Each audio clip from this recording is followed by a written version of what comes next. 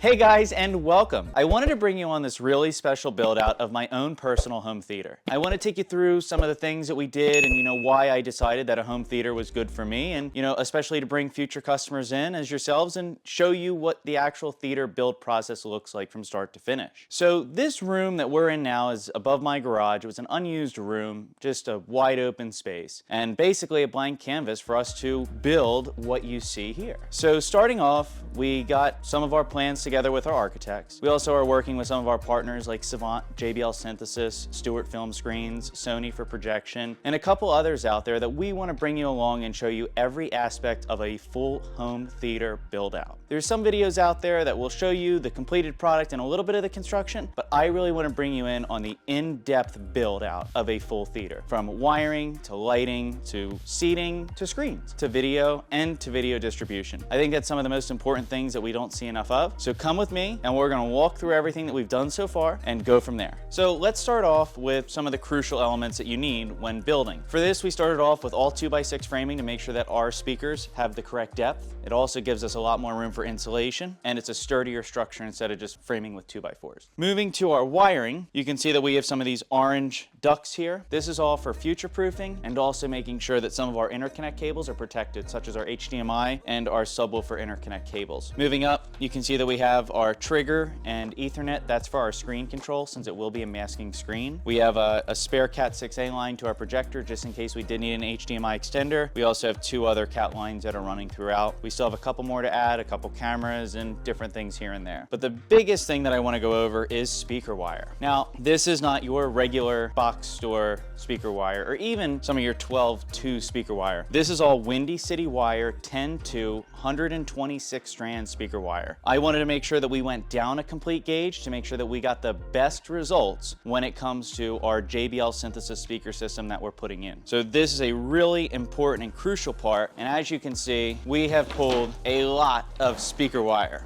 You can see we have pretty much all of our zones taped together. And if I find one here, you can actually see that is pretty much double, if not triple, the strand count of 12-2 wire. It gives us a better signal conductive range and lets us go a little bit longer of a distance without having any signal degradation. Looking at our tubes here, these are predominantly for future use that are going into this Legrand media enclosure, just if we need to pull wire to the other side, if we have to upgrade something, or if we just need to get back into the ceiling. This tube here and this lower tube, this one's here for our HDMI interconnect up to our projector. That one on the bottom is for our subwoofer interconnects. We don't know what interconnects we want to use for our subwoofers yet, whether it's RCA or XLR, but we have it and we can always add what we need to. And this, I really didn't want to run our AudioQuest HDMI cable just directly through the wall. I wanted to make sure that it's protected and we can pull in afterwards so it doesn't get any dust or debris inside its connector itself. Then you can see we have a couple gray wires here. These two are for our RGBW lights that are going to go inside of the crown molding, so we can have some uplighting on our angled ceiling. So that's why these are separated. And moving around, I now want to show you how we actually organize the wire. When it comes to a new build, I believe wire organization is just a key feature that should be done correctly. So as you can see here, we came with all of our speaker wires up its own independent hole, and then we actually went on to these black 10-hole organizers. So what they do is they screw into your joist, just like we did here, and every single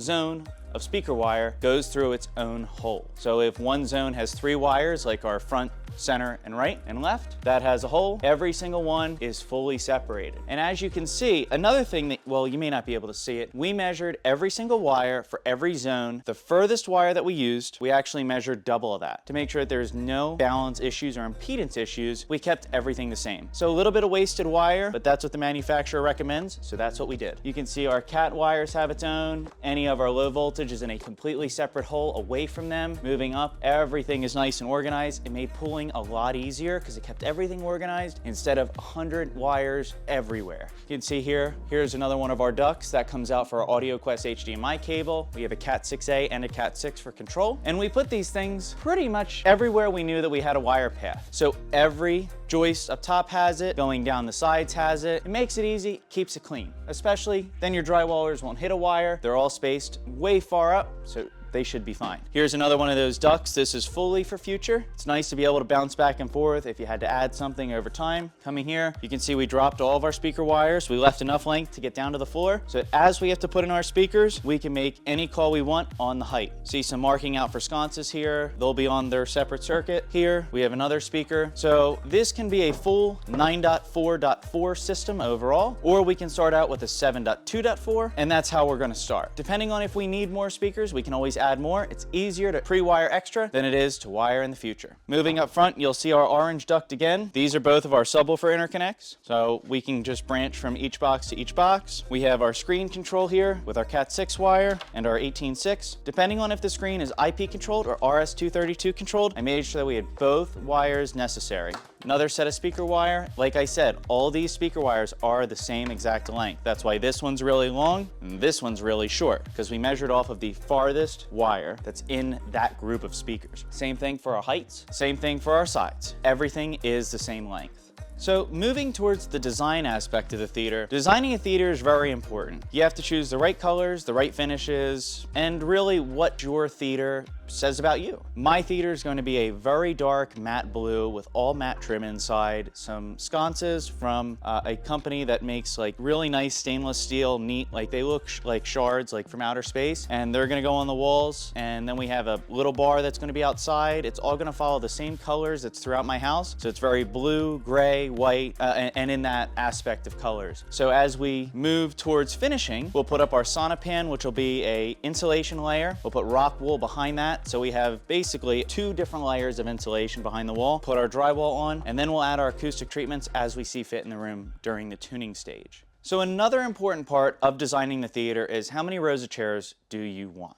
For me, I chose 6 chairs or 6 seats, and I chose 2 little love sacks, the bean bags that are going to be up front. So you're going to be able to seat 8 people comfortably in this theater. With these chairs, we had to build a row up. This is our height row. So it's exactly a foot off the ground. It's 6 feet long by 16 feet wide, and this is going to be your money row, as they call it. This is where you'll sit. You'll be able to see the whole screen. This is a beautiful spot to watch it. Up front is more of your fold over row, and this will be where your guests can sit, and you have your 2 bean bags where you can have kids sit, or you can have, other guests sit there too. Just really nice. It's an 8-seat theater at the end of the day. Also in the back here, you can see that we built this wall. This gives us a nice spot for, number one, nobody falls off, even though there's going to be chairs there, but it's going to be a nice bar top. So if you are watching a football game or any other sports event and you want 3 or 4 more people to come up and just hang out, that means you can fit 12 people in this theater, which I think is really beneficial because a lot of people don't make their theaters big enough. And when you want to have an event or host people over, you need more space than less. That's why out here is going to be our bar area. We're going to do a really nice refrigerator and wet bar area here. We have a bathroom over there, so it's a fully enclosed area where you can come up, watch your movies, have your guest, have everything here, and then when you want to return back home, you just walk right back across and you're home. So it's a really beneficial layout that we've planned here, and originally I didn't think I could get that big of a theater, but it worked out that way that once we put everything inside, it feels perfect. I hope you stick along with our full series. It's going to show you everything that's necessary when building, planning, designing, and even the cost of the theater at the end of the total series. But we're working with some of our great partners from Savant, Kaleidoscape, Sony, JBL, and everybody else in the industry, and we're gonna have an incredible theater that I can't wait to bring to you and show you the updates as time goes on. Hopefully our speakers should be here by June. Since they are coming from JBL, they do take 4 or 5 months to get here, but that's okay because we are ready to wait for the best, and that's all that we're putting in this theater is the best. We'll be here showing you every step of the way, everything that we do.